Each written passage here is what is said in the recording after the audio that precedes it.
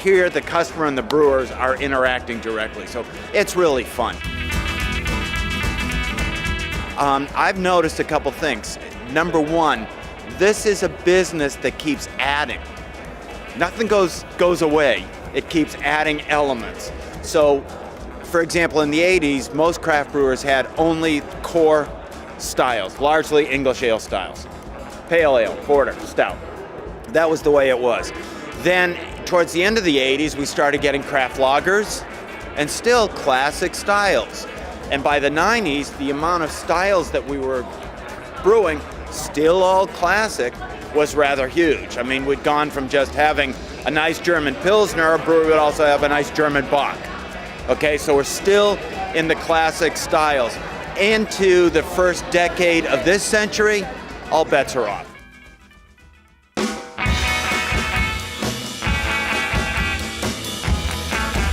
Okay. Oh, we're rolling. Hey, how's it going? Amber? You know, this is a rare brewery. The owner is a friend of mine, Paul, I believe, got his degree in philosophy. True. Right? True. He's a philosopher.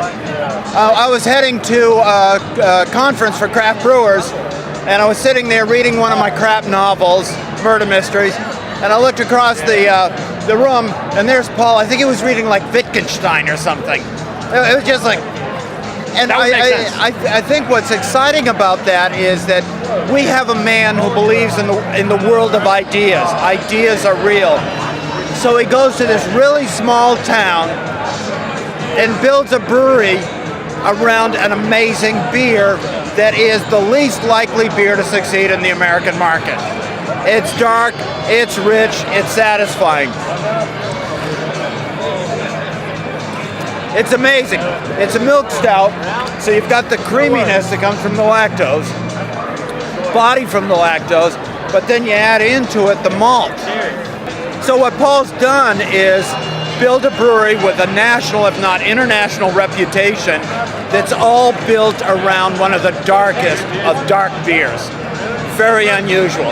This is an example of this new phenomenon in craft beer, which is called niche breweries.